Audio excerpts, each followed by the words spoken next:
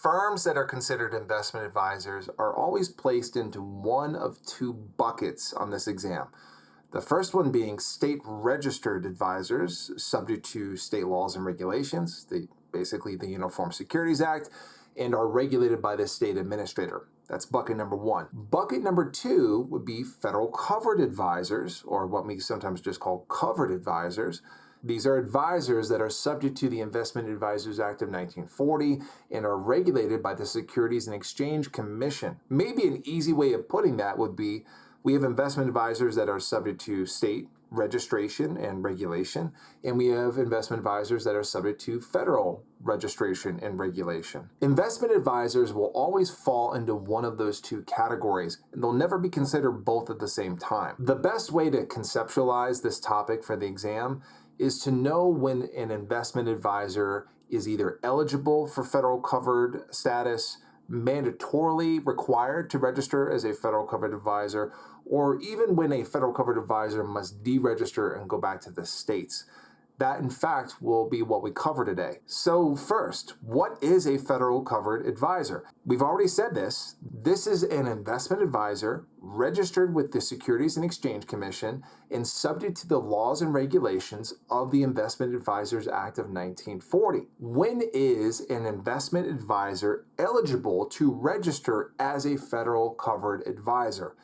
There are three distinct points here that we'll want to be clear on. The first one is the most important one by far. Once an investment advisor reaches 100 million of assets under management or more, they become eligible to register as a federal covered advisor. Now, one key word here is the word eligible. Some investment advisors may choose to stay registered and regulated at the state level once they hit 100 million of assets under management.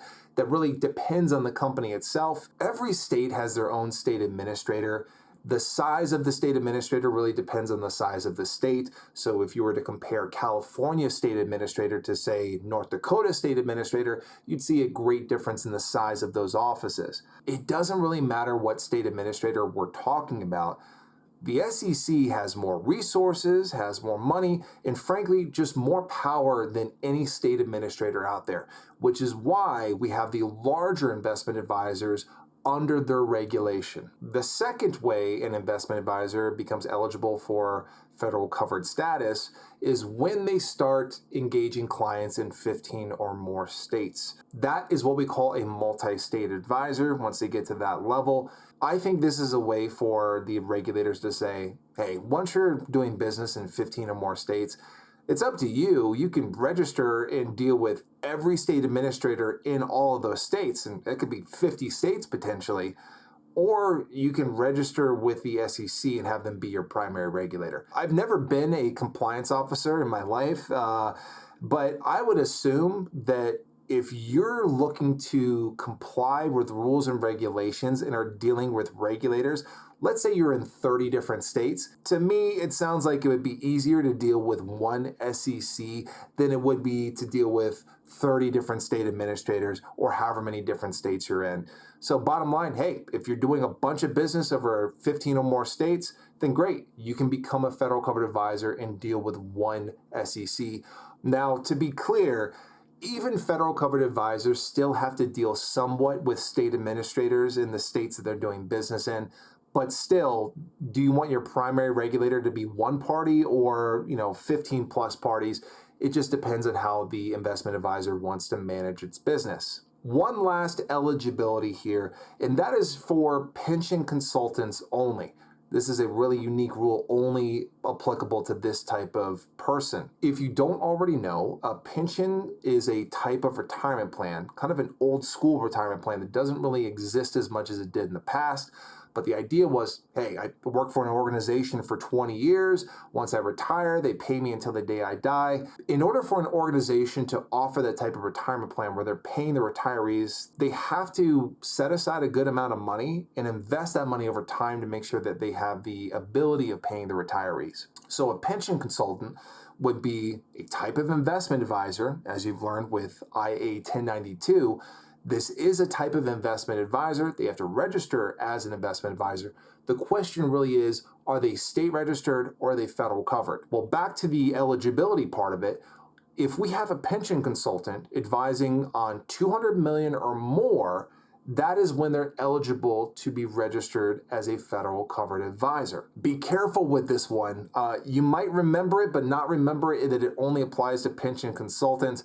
You gotta remember what type of party this applies to. Now let's go on to mandatory. In what circumstances do we have an investment advisor that has to register as a federal covered advisor? There's 2 points here. Both of them are very heavily tested. Once an investment advisor exceeds 110 million of assets under management, they are required to register as a covered advisor. Now let's go ahead and compare that back to when we were eligible. An advisor is eligible to become a covered advisor once they hit 100 million of assets under management, but it's only mandatory once they exceed 110. Again, this goes back to what we talked about before. The SEC's job is regulating the larger advisors, and they do so because they are the more powerful regulator as compared to the state administrator. The other time an advisor must register as a covered advisor is when they're providing advice to a registered investment company. A really good example of an investment company is a mutual fund. Mutual funds take money from their investors, invest it in a way that's defined within their investment objective. So for example, if it's a large cap stock fund, that fund will take money from customers, invest it into stocks of very large companies, and try to make them as much money as they can, granted that investment objective. Every mutual fund has an investment advisor that they assign to manage their customers' assets. And just a quick, silly example of this, let's say that Vanguard decided to hire Achievable to manage one of their mutual funds. Achievable would have to register as a federal covered advisor in order to do that. And once we're registered as a federal covered advisor, we will manage that fund, take the money from our customers, invest it according to whatever the investment objective is, and go from there. One key thing to remember here is there's no dollar amount specified. And all it takes to establish an investment company is $100,000 of capital. So if a small mutual fund with, say, $200,000 of assets comes to Achievable and says, hey, Achievable, we want you to manage our fund, we again would have to register as federal covered advisors, even though we're nowhere close to the $100 or $110 million figures we've already cited. All we have to do is be giving some kind of advice or managing some type of investment company, like a mutual fund, to be considered a federal covered advisor. There are 3 different types of investment companies to be aware of for the exam. There are management companies, that is where mutual funds fall under. We also have unit investment trusts, and we have face amount certificates. And if any firm is hired to manage the assets or give advice to any one of those 3 parties, they have to register as a federal covered advisor. One last point we'll cover here, which is deregistration. And deregistration here is specific to any firm that registered as a federal covered advisor because of their asset level. So for example, a firm reaches 115 million of assets under management, they mandatorily register as a federal covered advisor and then go from there. Now, deregistration will kick in if an advisor that registered because of their asset level then falls to below 90 million of assets under management. This is probably the way that the SEC ensures that they're only dealing with the big fish. And hey, they will kick you out of the club if your asset level falls below 90 million. Hopefully by now you feel better about what a federal covered advisor is. Let's take a look at a practice question to see how these concepts might be tested on the exam. Okay, question is up on the board. Registration as a covered advisor is required in which circumstance? If you want to go ahead and take some time and answer it on your own, pause the video and we will reconvene here momentarily. Okay, feeling confident? All right, let's see. Before we actually go through each answer, let's go back to the question and just be 100% sure on what we're looking for. Registration as a covered advisor is required. So really what we're asking here is in what circumstance must we register? The mandatory registration as a covered advisor that we talked about previously. And if you recall, there were only 2 times we had a mandatory requirement to register as a federal covered advisor. Number 1 was when we exceeded 110 million of assets under management, or number 2, when we had an advisor to a registered investment company. If you know that, then you know what you're looking for. Let's go through the answers and see which one fits. First one, KLM Capital Management, a multi-state advisor, currently managing $32 million. Now, the first part that's interesting here is the term multi-state advisor. We talked previously about how multi-state advisors, specifically advisors operating in 15 or more states, are eligible to be considered federal covered advisors and to register with the SEC. But the key word there is eligible. The $32 million is nowhere close to the amount of money that we care about for mandatory registration. The multi-state advisor part might mean that they are eligible because they're in 15 or more states. For exam purposes, I would still be a little cautious, even if the question here was when they're eligible. I'd more so be looking for them to absolutely confirm that we have an advisor doing business in 15 or more states if I'm looking for that answer. But the bottom line is that we don't have anything here that meets the mandatory requirements to register as a federal covered advisor.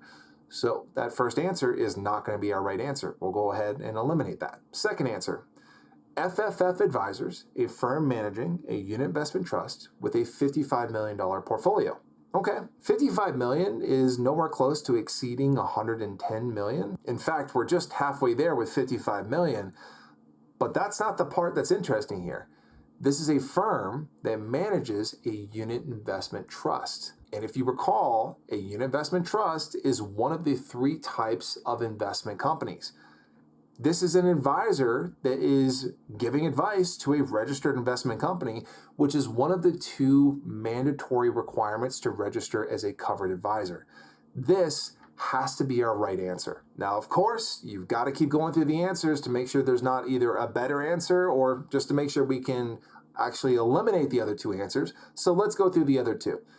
UVX Financial Advisors, an intrastate advisor currently managing $62 million. Okay, this advisor has $62 million of assets under management, nowhere close to the $110 million that we care about.